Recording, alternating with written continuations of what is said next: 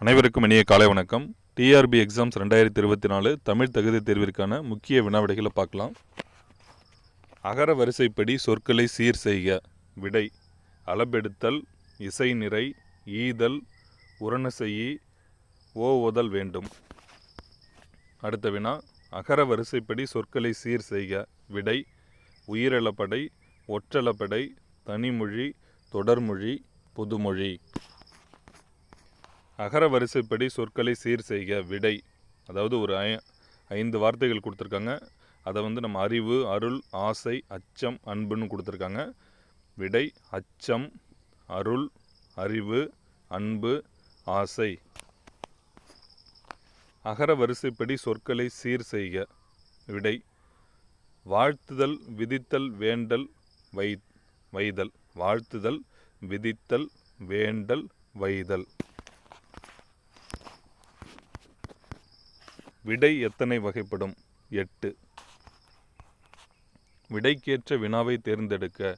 Stephen Hawking தற்காலத்தின் Einstein என புகழப்படுகின்றான்னு கொடுத்துருக்காங்க. இதற்கான விடை: ஸ்டீஃபன் ஹாக்கிங் எவ்வாறு புகழப்படுகிறார்?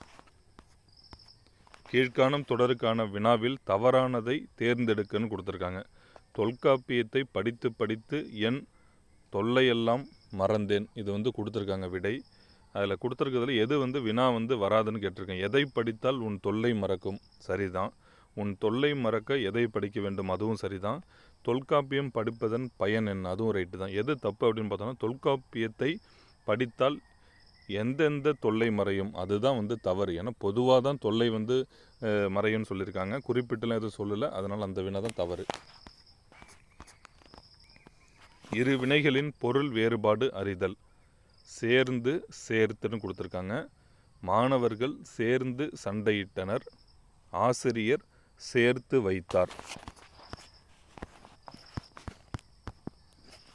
விடை வகை: நீ எழுதவில்லையா என்ற வினாவிற்கு கை வலிக்கிறது என்று உரைப்பது உற்றது உரைத்தல் விடை. கை வலிக்கும் சொன்னால் உருவது கூறல் விடை. சரிங்களா? ஆங்கில சொல்லுக்கு இணையான தமிழ்ச்சொல் கண்டறிக. அக்ரானமின்னு கொடுத்துருக்காங்க. விடை: உழவியல். பிறமொழி சொற்கள் கலவாத தொடரை எடுத்து எழுதுக. விடை: திருவிழாவிற்கு முதன்மையானவர் வருகை புரிந்தார். செங்கற்பட்டு மருவு பெயரை எழுதுக. விடை: செங்கை. ஊர் பெயர்களின் மருவு உதகமண்டலம். விடை: உதகை.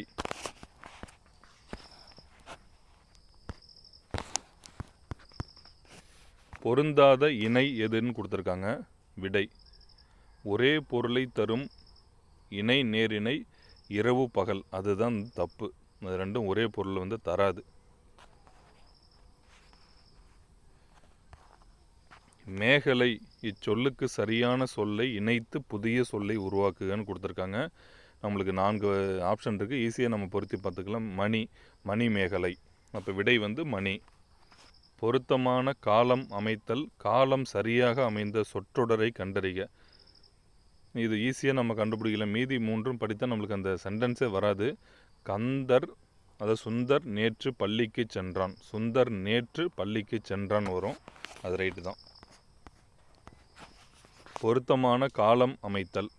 சரியான இணையை தேர்ந்தெடு. இப்போ எது சரியாக இருக்குது அப்படிங்கிறத நம்ம பார்த்துக்கலாம்.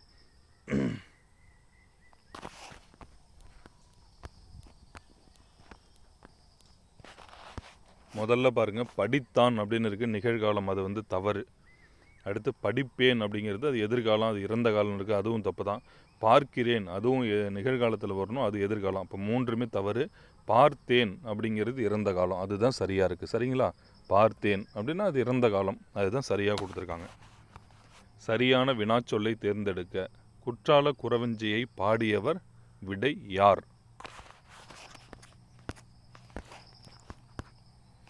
நாங்கள் என்றும் தூய்மையை கடைப்பிடிப்போம்.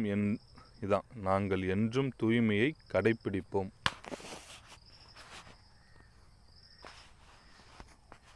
கோ இரு பொருள் தருக.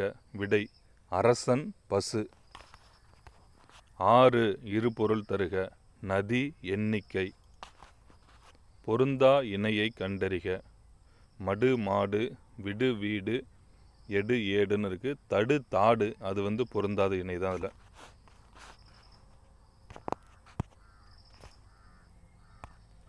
ஏன்னா அதுக்கு வந்து பொருள் கிடையாது, உங்களுக்கே தெரியும். தடு தாடு.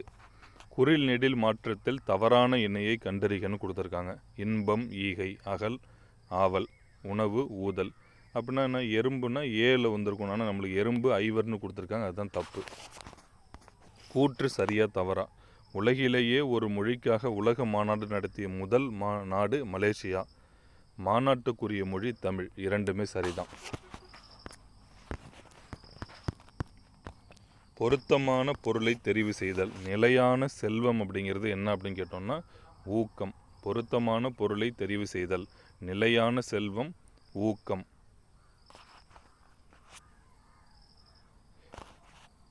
பொருத்தமான பொருளை தெரிவு செய்க. அழுக்காறுன்னு கொடுத்துருக்காங்க, பொறாமை. பொருத்தமான பொருளை தெரிவு செய்தல். சரியான சொல்லை கண்டறிக. மெத்தை வீடு என்று குறிப்பிடப்படுவது. மெத்தை வீடு நம்ம எதை சொல்லுவோம், மாடி வீடு.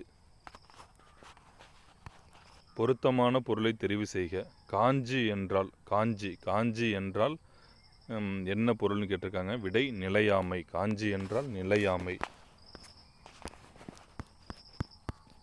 பொருத்தமான பொருளை தெரிவு செய்தல். சொல் பொருள். கார்முகில் அப்படின்னா மழை மேகம். பருதி அப்படின்னா கதிரவன். எத்தனைக்கும் அப்படின்னா முயலும். கழனி அப்படின்னா வயல். பழம் கூட்டு பெயர். பழக்குலை. பழம் நம்ம சொல்லுவோம், பழக்குலை தான் நம்ம வரும், அதுக்கான கூட்டு பெயர் வந்து பழக்குலை. இடக்கரடக்கல் தொடரை கண்டறிக. கால் கழுவி வந்தான். கால் கழுவி வந்தான். விடை வந்து கால் கழுவி வந்தான். இதெல்லாம் நம்ம புக்லேயே இருக்குது. இந்த இது அப்படியே நேரடியாகவே கொடுத்துருக்காங்க. சரியான தொடரை கண்டறிக. செடியில் பூ பூத்திருந்தன. காடு செழிப்பாக இருந்தன. மாடுகள் புற்களை மேய்ந்தது. மான்கள் வேகமாக ஓடினந்தன. இதை வச்சு நம்ம புக்கிலே நல்லா கிளியராக கொடுத்துருக்காங்க. விடை வந்து மான்கள் வேகமாக ஓடின.